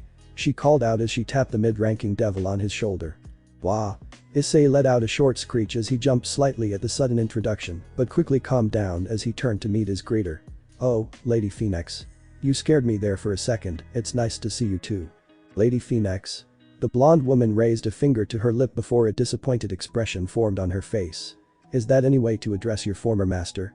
I guess that's right, Issei forced a laugh as he awkwardly rubbed the back of his head. This is the Honorable Lady Phenex. The mother of my former master Riser Phenex. When I served under Riser, I was there solely for the purpose of fighting, and when it came time for Lord Riser to engage in social events, he preferred to have his full harem keep him company, and thus there were numerous occasions in which he traded me over to his mother to make room, so technically she is my former master. Issei, I'm sorry about the way things went with Riser. He definitely could have gone about this more tactfully than he did. I hope you don't hold negative feelings towards me or my house. Lady bowed to the Red Dragon Emperor, unintentionally exposing her cleavage in the process. No. It's fine. No need to bow. Issei turned away from the blonde devil, not knowing exactly where to look. What the hell am I supposed to say? It's obvious by my actions that I'm pissed off about the whole Riser thing. I mean, it didn't even take me a week to sign up for a fight with him, but it's not like I have it out for Lady Phenex or anyone else with that last name. Well, when the truth kinda just lie. This isn't about revenge, not really. Issei answered by getting the blonde woman to lift her head. Not against Riser at least. As a free pawn, my life is based on my strength in battle. I'm the strongest pawn there is, and if you ask me, there's no better way to prove it. Issei answered proudly, though it was just a ruse. This is totally for revenge. I'm doing this for the chance to kick Riser's teeth in. Good answer. The elegant woman answered with a shake of her head. Too bad there are no cameras around. If that were televised, I might have even bought it. She smirked as Issei answered her suspicions with a shrug. Well, this is the best you'll get apology-wise, at least for the moment. You have. Looks like you have company. Ms. Phenex said as she pointed over Issei's shoulder. Issei turned around to see another blonde girl, this time a much younger looking, around Issei's age, with deep blue eyes and two curly golden drills in her hair. There you are, traitor. She cried out as charged towards Issei, marching as if she meant to run him over. Hopefully we'll meet again, Issei. Lady bid farewell with a small wave, leaving Issei alone to deal with the angry blonde girl. The drill-haired girl stopped just in front of Issei. Standing close enough in front of him to glare directly into his green eyes. You got some nerve showing your face here. Issei Haidu. Oh, hi Travel. Issei answered with a nervous smile. This is Riser's little sister as well as his current bishop. When I first joined Riser's peerage, Ravel was a new bishop, and I spent a lot of my time bringing her up to speed as a fighter and served as her combat trainer, but even though we used to spend a lot of time together, she's always treated me with hostility. HMPH. How dare you address me by name, traitor? Ravel said with a huff as she turned away with her arms crossed. So I've heard scumbag, mid-class garbage and jerk faces before, so where is this whole traitor thing coming from? Issei asked in a clueless voice that caused Ravel's eyes to pop open in rage. The blonde devil quickly turned around and unleashed her thoughts onto the brown-haired visitor. I'm calling you a traitor because you are a traitor. You turned your back on us and joined the enemy, bringing with you all our strategies and personal info. That's what you would call a traitor. You stupid traitor. Stupid traitor, huh? Issei let out a sigh before giving Ravel a look as though she had just been outsmarted. Hate to burst your bubble, but I'm no traitor. My contract with Riser expired. Rias wanted to bolster her fighting chances, so she offered me a contract worth a good sum of money. Hate to break it to you, but that's how things work. Issei said in a scolding tone that made the high-ranking devil girl shake with frustration. Don't even try to write this off as just business. For some reason you're just out to get my brother. Ravel's face began to turn red as she continued to unload her opinions. If you had an ounce of loyalty in your body, you would have refused Ria's offer and just walked away. So the rich girl wants to talk about the honor in passing up a paycheck. Issei argued back. This time he was the one who crossed his arms and turned away from the argument. Not all of us live in castles. When you've got to make sure your financial security lasts an eternity, then you don't pass up paychecks. You left without even saying goodbye. Jerkface. She shrieked as loud as she could. When I woke up in the infirmary, you had already left and you never answered a single phone call or a text. We fought and trained together for over a year, and then you just took your money and ghosted me. Greedy jerkface. Really? You know, with the way you always treated me, I figured you didn't need the goodbye, and I didn't need the good riddance. Issei answered, keeping his voice low and calm as a means of frustrating the now screaming Ravel. Besides, if you wanted to see me off, then you shouldn't have gotten yourself eliminated. Ravel gritted her teeth as she let her emotions boil in her head like a tea kettle. I can't wait for our game. Then you'll be the one who feels the pain of being eliminated. Issei, oh, so you think you're gonna eliminate me? Ravel, of course we will. We're going to completely annihilate your whole pathetic team. Issei, yeah, so who's gonna do it? Ravel, huh? Issei, who's gonna fight me? How are you gonna eliminate me? Don't tell me you haven't figured that out yet. Ravel, oh, of course we have. Issei, oh yeah. So who's gonna do it? Are you? Or Isabella or Shulin? You Balloona. I think I can take any of them pretty easy. Ravel, no. But Riser. Issei, you're gonna rely on your king to take on your opponent's strongest piece. That's a pretty bad strategy. I could end the game in one fight. If I were you, then I would try to get 2 or 3 of you to gang up on me. Ravel, well then we'll just. Issei, oh, but that would be a pretty bad idea too. Your whole advantage is based on numbers. If I take out a group of you by myself then there goes the numbers advantage. I don't know what I'd do if I were in your shoes. Ravel, well, we can what if we Issei smirked as he watched a young devil fumble with coming up with a response. Ravel is a smart girl, but when she gets mad it's pretty easy to mess with her. It'd almost be cute if she wasn't such a brat. Issei thought as he lifted a hand up to stop Ravel's ramble and ended their argument. Alright, this isn't fun anymore so I give up. Where's your big bro? I'm ready to get this stupid meeting over with already so I can get out of here. You wanna leave again? Ravel muttered under her breath before glaring back at Issei with an angry face. Fine. Right this way. Stupid traitor. Later, courtyard. Issei stood alone in an empty garden, impatiently tapping his foot on the ground before he pulled back his sleeve to reveal a very expensive-looking watch. Really? They've already made me wait a full 10 minutes here alone. Seriously, screw high-class devils. Issei, hi dude, it's good to see you. Almost on cue, Riser appeared in the garden. An almost trademark crooked grin plastered on the fire devil's face. I really appreciate you agreeing to meet me here today. Cut the crap, Riser. Issei bluntly called out as he began to impatiently tap away on his watch. Let's get this over with already, I still gotta take the damn train back to Earth. Earth? So Rias is even doing her training in the human world. I suppose stubbornness is to be expected at this point. Riser said with a dismissive shake of his head. Honestly, what am I going to do with her? So you've been her pawn for what, a few days now? What's your impression so far? My impression? I barely know her. Issei answered with a confused raise of his eyebrow. All I know for sure is that she really doesn't like the idea of this whole wedding thing, so you must have done something to piss her off. Is this why you called me out here? Now, she's just being a bit rebellious. Her parents set up this marriage, and she's at that age where she can't seem to understand how this world works. Riser dismissed Issei's statement with a small wave of his hand. Now as for why I requested this audience.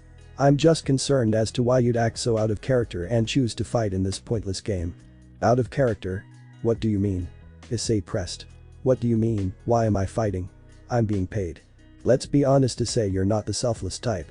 You signed on with my house because you knew it'd be good for your statistics, which would translate into a higher paying contract. You refused to sign long term because you're afraid of getting stuck on a losing team that will hurt your market value.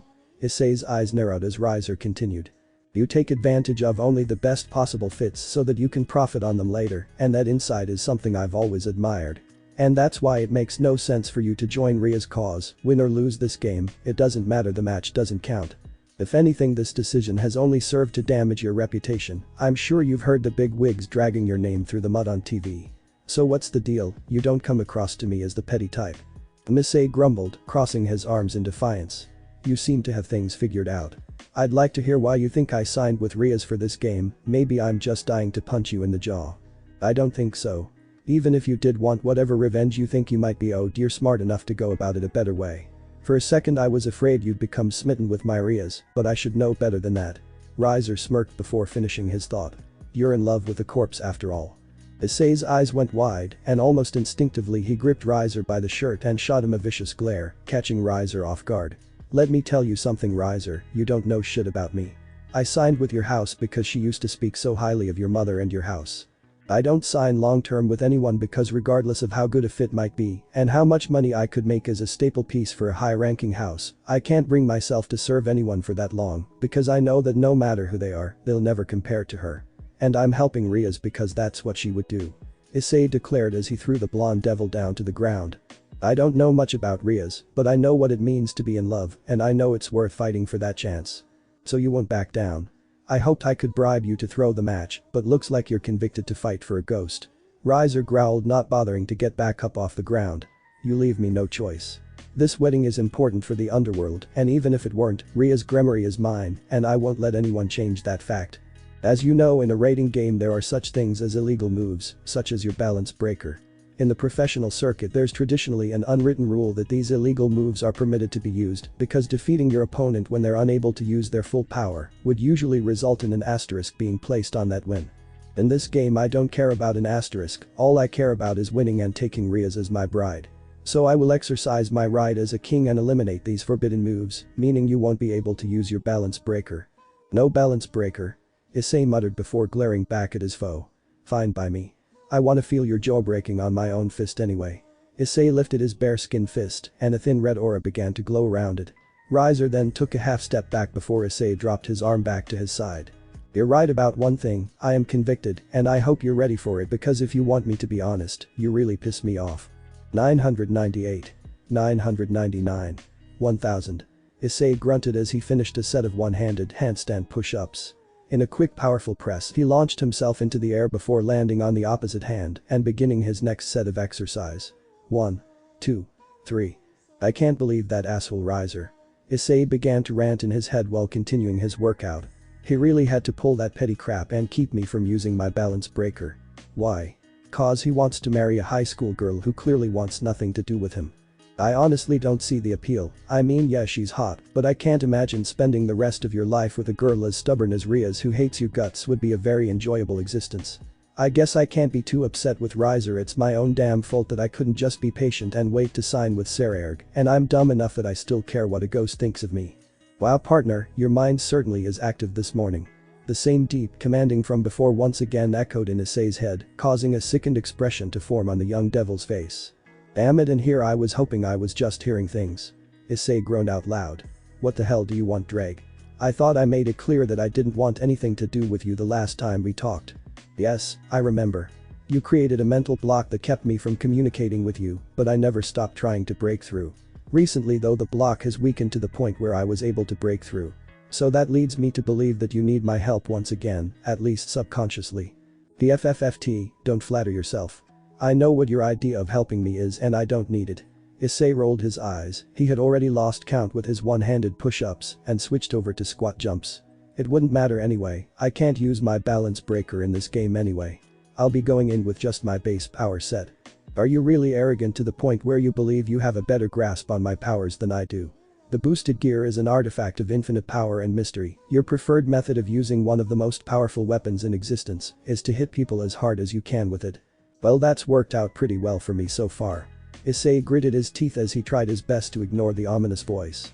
Give it up already, I already told you there's nothing you could give me that I'd want. We'll see about that, the dragon growled as he willed Issei's crimson gauntlet onto the boy's fist. Jet. Ddraig's voice echoed out loud and as leapt into the air for one of his jump squats, a surge of air erupted from his feet and launched him high up into the air. Whoa! Issei screamed as he began to hurtle back towards the earth. Crash. Issei landed face first on the hard concrete, lucky for him his devil physiology, ouch, he groaned before rolling himself over onto his back. What the hell was that? I thought I could only use the jet ability in my balance breaker armor. When I have, you know, jets. Have I proven my point yet? There's plenty you still have to learn about your power. Ddraig reiterated. I can show you what you're missing. I can give you what you need to be victorious even without the use of your balance breaker. Just then the gem on Issei's gauntlet changed color from dark green to a vibrant glowing red, and an explosion of red aura began to surge around Issei that began to eat away at the ground beneath him. What the hell is this power? Why would you help me? I told you I was done with you. But I'm not done with you, not yet. Don't get the wrong idea, I'm not offering my help free of charge. You know how this works. My power comes at a price, but this time I won't be taking your arm or any more years off your life. If I help you, then after you defeat Phenex you'll need to do something for me. After finishing his request, Issei took a moment to think things over. And that's all you want? Issei answered skeptically. You have my word. Fine, then you have a deal. Good to hear, partner. I'll leave you for now, but don't expect me to be gone long, I fully expect to have you make good on your promise. Even if I have to remind you. With that lingering threat, Ddraig left Issei's mind. Really hate that stupid dragon. Issei growled in his head before clenching his crimson gauntlet closed. As Ddraig's presence faded, the bright red gem returned to its dark green color. Boost. The gauntlet went off as its 10-second timer had finished. Crap, now I have twice as much energy as I did before. Now I'll never get to sleep. Who were you talking to? An annoyed Rias called out from behind Issei, causing him to jump in shock. Do you have any idea how bad it is for your health to be training with 0 hours of sleep? Talking to yourself is pretty bad for your health too, but I can only tackle one problem at a time. And what are you doing out here this early in the morning? Issei growled back, dusting himself off as he turned to face the red-haired king. The game is tomorrow night, you need to be on your A game. That means get some sleep. Wow, someone's hypocritical. Rias sighed as she turned away from Issei with her arms crossed. Ugh, Issei groaned at the devil girl's defiant attitude. How about we go for a little walk? We can talk about the game and hopefully by the end of it, we'll both be tired enough to get some sleep. Sure, whatever. Rias said dismissively as she began to walk the opposite direction, prompting Issei to accelerate in order to keep pace. So, You nervous? Issei asked awkwardly as a bead of sweat began to roll down the side of his head. Maybe this wasn't such a great idea. I'm not fantastic at small talk. Don't worry so much about me. With Riser eliminating your balance breaker from the rating game, I hope you're ready. When I hired you, I planned my strategy around you being at full strength. I hope you can live up to your hefty price tag. She said bluntly, almost harshly. Yeah, no need to sell me short. This isn't my first battle where I'll be without my balance breaker, but you need to remember something, Miss Gremory. Issei shot an equally harsh glare over at his master. As strong as I am and as strong as all your peerage is, we're only game pieces. You have to the one playing the game. If you're off and Riser's on, then we don't stand a chance. No matter what, you can't act desperately even if you are. If we can pressure Riser correctly, then he'll be the one making mistakes brought on by desperation, but if you make those same mistakes, we can say bye-bye to our advantage. For whatever reason, Riser is desperate to make this wedding happen. If we can knock him down a peg early, I guarantee he'll act hastily in response. For whatever reason, huh? You don't see the appeal of marrying me? That'd be a first. Rias chirped back. Well, you're not my type, but actually the more that I think about it, you're not really Riser's type. He's more interested in, well, submissive girls. At least that's always the impression I got, but he's also a major boob freak, so that may be the cause. Issei demonstrated his lack of small talk skills as he started to ramble, but he soon regained his footing in the conversation and found his point. I don't think I ever asked you, but why are you so against this engagement? I get that arranged marriages can, but you high-class devils are so proud of your pure blood and all that. This is just one of the things that comes with it, like wealth and power. There's gotta be trade backs, you know, nothing in this world comes free. Lem guess, you think that I'm selfish because I refuse to do the one thing my family asks of me, even after I've been handed everything on a silver platter. Trust me, I've heard it before. Maybe it is selfish, but if you ask me, they can keep all their wealth and power. I'd trade it all for the chance to fall in love and marry whoever I choose, like a normal girl. Plus I hate that Riser views me as his possession. I hate being treated like. Rias began to let things out before Issei stepped in and interrupted.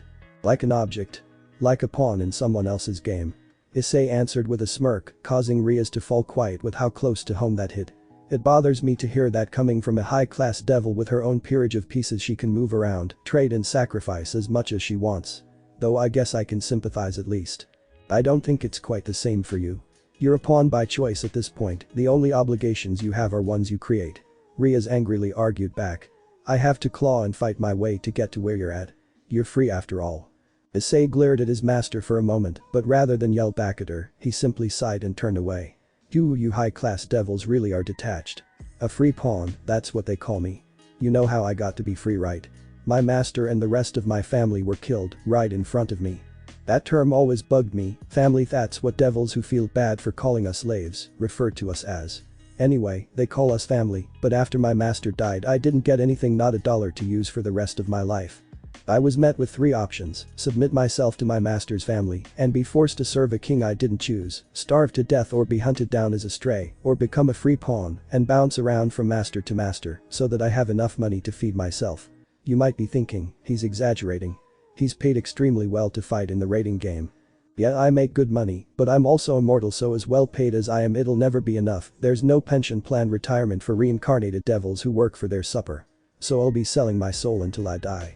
Alright, I get it. I should have asked. Rias tried to change the subject, but Issei wasn't finished. But I don't mind the work, I'm good at fighting. You know what the worst part really is? Issei continued his rant. It's everything else. Being treated like a possession when the only obligation I have to any of my temporary kings, including you, is strictly a professional one. Yet that doesn't stop those self-obsessed high-class assholes from parading me around like some kind of trophy, like they've managed to tame and now possess the might Red Dragon Emperor. So that's where I can empathize with you. Say what you want about Riser, he brought me on as a tool to be used in the raiding game, and that's how he treated me. At least the guy is honest, which is more than I can say for most high-class devils. Okay, maybe he is honest, but that doesn't make up for the fact that he's still a selfish, womanizing, perverted jerk who sees me as property and wants to marry me for my looks and my name. I want to marry the man I truly love. Whoever he might be, but I know for certain he's not Riser Phenex. Maybe it's selfish, but that's my reason. Okay. Rias screamed back. True love. Issei smirked for a moment, planning to further ridicule the high-class devil, but as he thought about it more he decided against it. Yeah, that's a good enough reason if you ask me. Little advice though, when you find this true love of yours, make sure you don't wait too long to let them know how you feel. You never know what might happen if you hesitate, there's a chance you'll end up regretting it. Huh? What do you mean by that? Rias intended to push further, but Issei was done sharing. Kuoh. Issei faked a yawn and turned away from his current red-haired king. Well, I'm sufficiently tired. I'll see you tomorrow, make sure you rest enough for the game. Wait. Rias called out, but Issei simply gave her a dismissive wave of his hand and took off into the sky. Jerk. The next day, the raiding game. Rias, Asia, Akiono, Kaneko, Kiba and Issei suddenly appeared in flash of light and were now standing together in the middle of a high school courtyard. Alright. You guys know the plan. Get moving. Right. Rias Peerage agreed in unison before splitting up in groups of ones and twos. Issei and Kaneko were set to go off together, but Rias grabbed a hold of the boy's shoulder and stopped him. Look, I know things got a little heated last night, but I need you to trust me now. You understand? Yeah, don't worry about it. I'm a professional. Issei waved dismissively, and then he and Kaneko took off for real. Why doesn't that make me feel any better? Rias sighed before she and Asia took their leave as well. Meanwhile, Issei and Kaneko had quickly arrived at their destination, the school gym. Rias was right. There are a couple of those Phenex losers hiding in there. I can smell 'em. Kaneko cracked her knuckles along with her neck. Let's go kick butt. Wait a minute. Issei interrupted, placing his hand on the wall of the gym. You want to get far in these raiding games, you need to work smarter, not harder. These high school gyms, while big, are usually pretty hollow. How strong do you think you are? I kick butt. Why? The white-haired girl answered quickly. I may have an idea. You think you're strong enough to take down a building? Issei smirked as a tiny smile formed on the small girl's mouth. Issei and Kaneko stood at opposite ends at the front of the gym, both taking martial arts stances with powerful bases. Ready? Issei called and Kaneko answered with a quick nod. Okay. Issei's gauntlet appeared on his arm as he reeled back. Let's crank up the power a little bit. Boost. Boost. Boost. Boost. Boost. Boost. Boost. Let him have it. Issei called out as he and Kaneko threw simultaneous punches that once they collide made the building ripple as if it were made of water before crashh. The entire gym came crumbling down, leaving a pile of stone and metal in its place. Lord Riser. 3 pawns, 1 rook retired. Ah, see, smarter not harder. Issei muttered as he wiped some sweat from his brow. Damn, I forgot how weak I can be without my balance breaker. I'm lucky I can still call upon boosts at will, but it takes a lot more out of me than I'm used to. Maybe I should break out that crazy technique Ddraig showed me. No, I'm saving that one, but maybe I can still turn things up a notch. Explosion. Issei's gauntlet grew in size, and an extra set of golden spikes popped out from the back, and a second green gem appeared on the back. Boost. The gauntlet roared. What's with the arm? Kaneko asked. You really think it's a good idea to kick things up a notch this early on in the game? The boosted gear stockpiles power, so there's no reason not to go all out with something like this. This level builds more power than it consumes, so I think I'm good. What we should really be focusing on is, Get down, Issei called out, but it was too late. Kaobuam. A massive fiery explosion consumed Kaneko, and due to her close proximity, it caused Issei to go tumbling backwards. Ugh, Issei groaned as he began to pick himself up. Kaneko. He called out, but it was no use. Rias Gremory, 1 rook retired. Crap, Kaneko's down this early. We barely did anything to their numbers advantage. Issei groaned in his head as a woman with long purple hair, carrying a staff, began floating above him. Crap. Issei roared as he barely leapt out of the way of another in the coming explosion. Having successfully dodged the attack, Issei looked up to face his new foe. Yubaluna. Long time no see, Issei. The floating woman joked. I can't believe you actually agreed to sign on with these losers. Total amateurs, am I right? They must be paying you well, huh? Tell you what, for old time's sake, I'll take you out for drinks after the wedding. You'll pay, of course. Listen, if you want me to buy pity booze after I kick you butt, then you're gonna need to ask a little nicer than that. Issei smirked before his gauntlet went off once again. Boost. Haha, funny. She said with a roll of her eyes before summoning a ball of orange light to her palm. I always wanted a chance to see which of us was stronger. Don't hold back on Emma. Before she could finish, a bolt of light zapped Riser's queen and sent her flying. Whoa, Akeno. Issei turned to see his own queen dressed in a shrine maiden's outfit with sparks of lightning surging across her body. A blindside attack. Talk about brutal. Sorry Issei, this is what you get for kill stealing. I was supposed to blow up the gym, remember? You take my fight, I take yours. Akeno taunted with a malicious smile. Pay no far. Issei whined to no avail. Issei. Ria's voice shrieked in her pawn's ear, causing Issei to flinch. No time for bickering. I need you to regroup with Kiba over by the track. With Kaneko down, the two of you will need to double your efforts taking down Riser's pieces. Get to work. Ugh, yes ma'am. Issei groaned before rushing off to follow Ria's instructions. She does have a point, but that just pisses me off more. Lord Riser. 3 pawns retired. Sounds like someone's putting in work. Is thought as he made his way to the concrete track area, there he was met by a loud clang.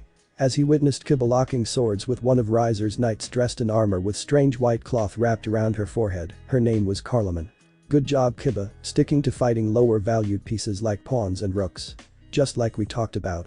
Kinda makes me wanna let him keep kicking butt on his own, but we're here to win not to have fun, so I'm afraid I'm gonna have to lend him a hand. Issei smirked as he pointed his gauntlet in the direction of battling knights. Hey Kuoh. Turn her round this way. Boost. A small red ball formed in Issei's open palm. Not so fast Red Dragon Emperor.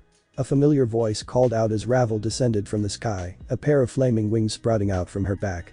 She was followed by 5 of her fellow pieces, a rook, a knight, a bishop and 2 pawns. An antagonistic smile formed on I don't like the idea of you and your cute new friend double teaming poor Carloman, so we decided we'd come and keep you company. Nai, Lee. Why don't you keep the cute knight company? The 2 pawns were twin catgirls who eagerly rushed off to join the fight with Kuoh. Couldn't leave me alone huh? Listen Ravel, I've tried to be subtle about this, but to be honest I'm just not that into you. Issei taunted, playing it up by awkwardly rubbing the back of his and causing Ravel's face to turn beet red. Boost. WW what are you even talking about? The young blonde girl shrieked at the top of her lungs. I mean, it's nothing personal really. I just never thought about you like that. It's not like there's anything wrong with you in particular, I mean you're cute and all. Issei kept the act up as his power continued to build. Boost. See cute I'm not I mean I don't you're not Ravel was at a total loss for words as she quickly began to reach her boiling point. I'm not in love with you or anything idiot. I think the whole Sundeer thing is really the biggest turnoff for me. It's really not as attractive as you may think it is. Issei smiled devilishly as he continued to torment the young phoenix. Boost. I'm not it son. She began to roar once again, but she soon found a hand resting on her shoulder that belonged to a black-haired girl wearing a purple kimono. I think he's trying to distract us in order to buy himself time. The girl, whose name is Mihi, Riser's second bishop, pointed out. Bingo. Issei declared as he pointed his gauntlet right at Ravel, and a baseball-sized energy orb formed in his palm. Sorry ladies, better luck next time. Dragon shot. Issei punched the crimson orb and created a massive blast of energy.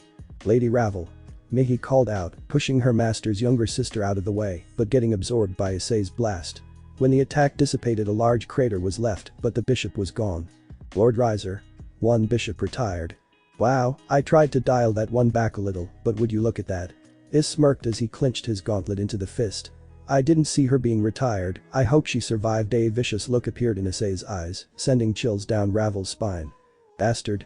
Cirrus, one of Riser's knights whose hair was tied up into a ponytail, cried out as she rushed forward to avenge her comrade. No Cirrus. Ravel called out, but it was too late for the knight. Die. The knight roared, drawing her mighty Zweihander, 2-handed sword, but Issei simply smiled as he took a quick step to the side, just out of the way of her slash attack. No. I told you I was holding back before right? Too bad for you, I still have a few shots left. Issei taunted as he pointed his gauntlet point blank in Cirrus' face. Dragon shot. Another massive energy blast enveloped Riser's knight. Boost. Lord Riser. 1 knight retired. Man, I love this game. Issei muttered to himself before looking down at his gauntlet smoking palm. His eyes then fell upon Ravel. But, I think I'm ready to end things. Jet. A powerful blast of air erupted from Issei's feet, launching him forward. Quickly closing the distance between himself and Ravel, he then grabbed the young phoenix girl by her dress collar and lifted her up into the air. Nothing personal little birdie, but I'm really hoping this pisses big brother off. I'll try to make this quick. Issei reeled back his gauntlet and Ravel winced. Not so fast. The rook, a woman dressed in leather with spiky brown hair with burgundy highlights and a white mask covering half of her face, grabbed Issei by the shoulder and managed to throw Issei off, but with his grip locked on Ravel's collar, he accidentally ripped her dress open, letting her shapely spill out into the open. Hiya. Ravel shrieked in embarrassment, but the attention wasn't on her at the moment as Issei and the rook named Isabella squared off. Crack. The girl dressed in leather cracked her knuckles and Issei simply smirked at this gesture. Seriously? Cut the dramatics and let's get this show on the road. Fine by me. Isabella reeled back and let a punch fly which Issei simply caught in his gauntlet. Grrrrrr. Don't think you've won yet. Isabella prepared to strike with her other fist, but Issei twisted the arm he currently had under his control into a painful position. Come on Isabella, you know how this goes. Rook or not, I'm still stronger than you. Issei said as he continued to twist her arm back. I'm sick of playing around with you ladies. Give up so I can get to what I came here for. I don't have to beat you, I just have to buy time, Isabella said through her painful wincing before looking over her shoulder to provide context. Issei followed his foe's eyes to the top of the school building to find Rias and Asia doing battle with Riser, and his king was clearly on the defensive. Oh shit, Issei thought, but to make matters worse. Lady Rias. Queen retired. Oh shit. What the hell is going on? Akeno is way stronger than you, Baluna. There's no way she would have lost in a fair fight unless crap, I forgot about the damn Phoenix tears. I have to act fast or we're done for. Issei's mind then returned to the battlefield. Boost. Issei tossed Isabella on top of Ravel's exposed chest. Game over. Dragon shot. Huh? The two girls could only watch as the massive energy blast came hurtling towards them. Kaboom. Lord Riser. 1 bishop, 1 rook retired. Hey Kiba. You're done yet? Hurry up, we need to move. Issei called out, but Kiba didn't answer. He simply kept up the fight with the two cat-like pawns and the knight. Kiba was clearly winded each time he used his devil-boosted. What are they doing? He's clearly running low on steam. Why don't they move in and finish the job? Unless Issei's eyes widened as he realized just what's going on. Kiba move. Huh? The fatigued knight could barely hear his comrade over the loud beating of his own heart, and this would lead to his demise as a large orange orb came crashing down from above, causing another large explosion. Kaboom. Lady Rias. 1 knight retired.